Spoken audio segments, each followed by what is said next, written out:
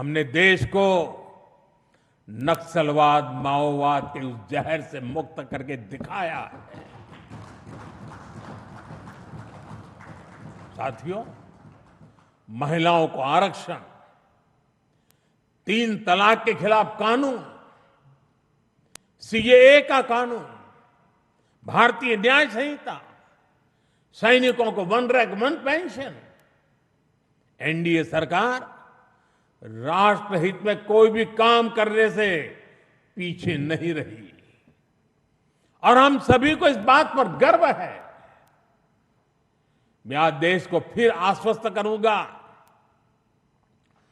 देश हित के बड़े फैसलों का ये सिलसिला और भी तेज होगा, तेज गति से आगे बढ़ेगा। साथियों, बीते 12 वर्षों में देश ने जो कुछ हासिल किया वो दुनिया देख रही है, लेकिन अब हमें अपनी दृष्टि आगे की ओर रखनी है। हमें 2047 के लक्ष्य को देखते हुए उस लक्ष्य को पूरा करने के लिए अपनी स्पीड को और बढ़ानी होगी।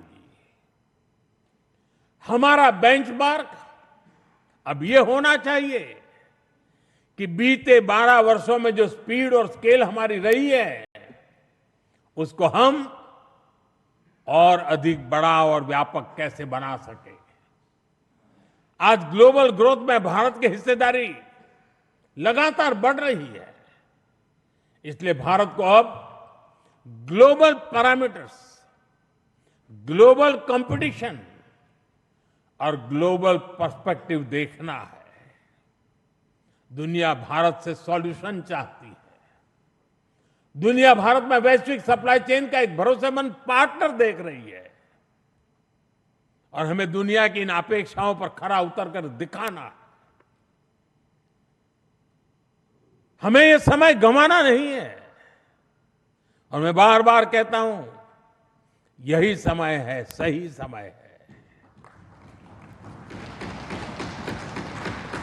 साथियों, में फ्यूचरिस्टिक टेक्नोलॉजी में खुद को श्रेष्ठ रखना है।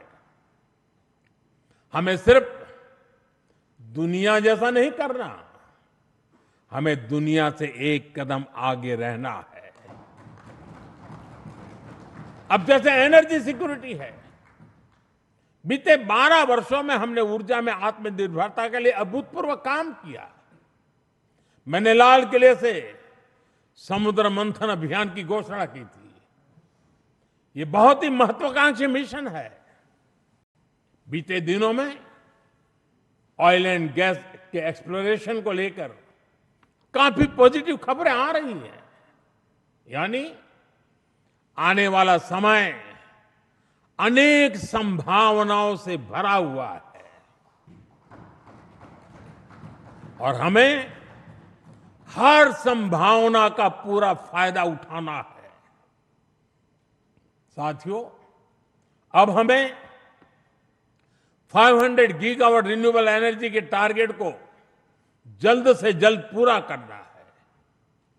सोलर एनर्जी को लेकर तो काम तेजी से चल रहा है, लेकिन अब हमें न्यूक्लियर एनर्जी के लक्ष्यों को भी तेजी से हासिल करना है।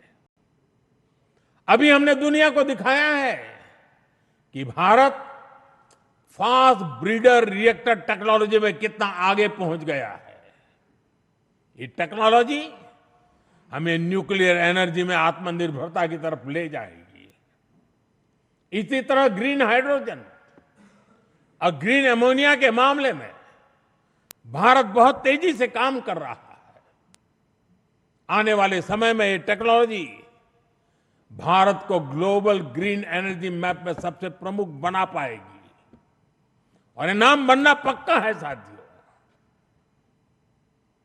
आज बड़े एक्सपर्ट्स का भी अनुभव है कि जिन देशों ने मैन्युफैक्चरिंग के पूरे इकोसिस्टम पर 80-90 के दशक में काम किया, उन्हें उसका फायदा इस सदी में मिलना शुरू हुआ। भारत ने 10-12 वर्ष पहले जिस इकोसिस्टम पर काम करना शुरू किया, उसका लाभ अब देश को मिलना शुरू हो गया। 2014, 15, 16 के कालखंड में जो बात नींव डाली गई, उसके फल अब दिखाई देने लगे हैं। भारत तेजी से दुनिया का मैन्युफैक्चरिंग पावर हाउस बनने की ओर आगे बढ़ रहा है। साथियों, energy, minerals, chip, battery storage, space, drone, data centres, quantum computing, artificial intelligence, ऐसे हर सेक्टर, हर टेक्नोलॉजी एक दूसरे से जुड़ी हुई है।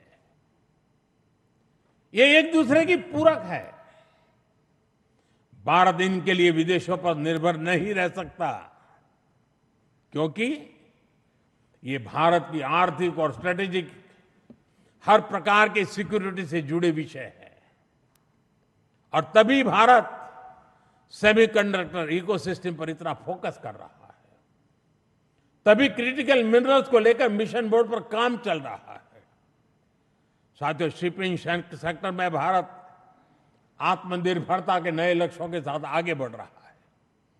हम एक ऐसे फ्यूचर की तरफ बढ़ रहे हैं जहां हम मेड इन इंडिया शिप पर ट्रेड करेंगे और कंटेनर भी मेड इन इंडिया होंगे। शिप मेंटेनेंस और रिपेयर से लेकर स्क्रैपिंग तक की सर्विसेज भी भारत देगा। यही विजन हमारे एविएशन सेक्टर के लिए है। आज हम made in India transport aircraft बना रहे हैं। वो दिन दूर नहीं जब Bharat made in India civil aircraft भी बनाएगा।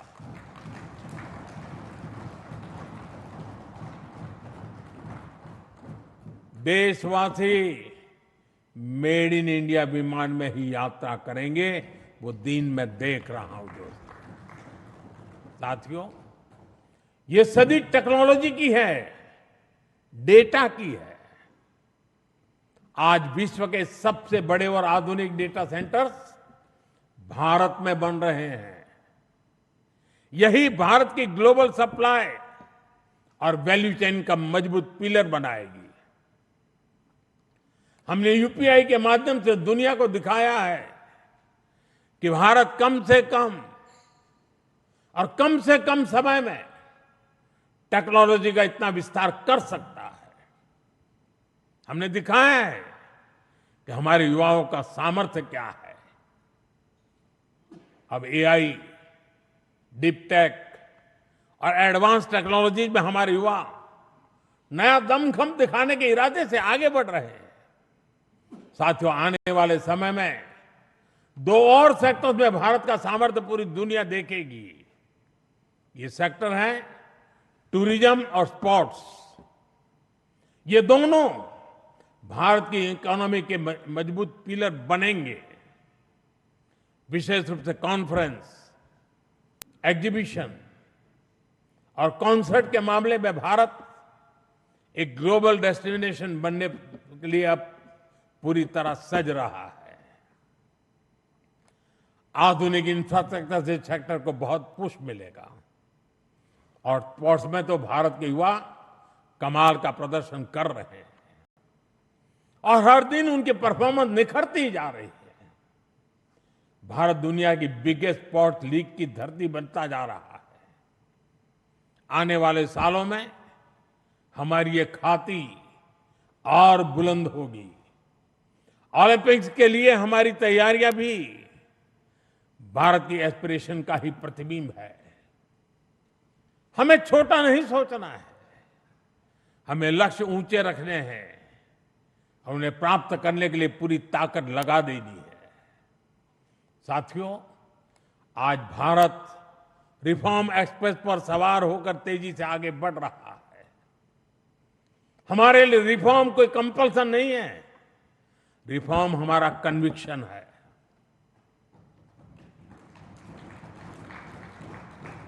और देश भी निरंतर रिफॉर्म्स को सपोर्ट कर रहा है। साथियों, देशवासियों की सहभागिता की हमारी बहुत बड़ी शक्ति है। ये 12 वर्ष सरकार और समाज भारत की सहभागिता का उत्सव मनाने वाले रहे हैं। बीते 12 वर्षों में मैंने जो भी सहयोग देश से मांगा, देशवासियों ने दिल खोल करके साथ दिया है। मैंने स्वच्छता का आग्रह किया तो पूरा देश निकल पड़ा। मैंने देश से डिजिटल पेमेंट अपनाने के लिए आह्वान किया तो भारत रियल टाइम ट्रांजैक्शन में दुनिया में सबसे आगे निकल गया। मैंने कोरोना महामारी के दौरान एकजुटता का, संयम का आग्रह किया तो देश ने एकजुट होकर उस महामारी का सामना किया। जनता ने कभी हमें निराश नहीं किया। साथियों, आने वाले समय में भी इसी जन विश्वास और जन भागीदारी के साथ हमें आगे बढ़ना है। सबका साथ, सबका विकास, सबका विश्वास और सबका प्रयास, ये हमारा मंत्र रहा है। सबका प्रयास ही विकसित भारत के निर्माण की असली ऊर्जा है। हमें हर राज्य, हर शहर, हर गांव को जोड़ना है। अब समय आ गया है कि राज्यों के बीच नई प्रकार की तंदुरुस्त स्पर्धा, स्वस्थ स्पर्धा हो।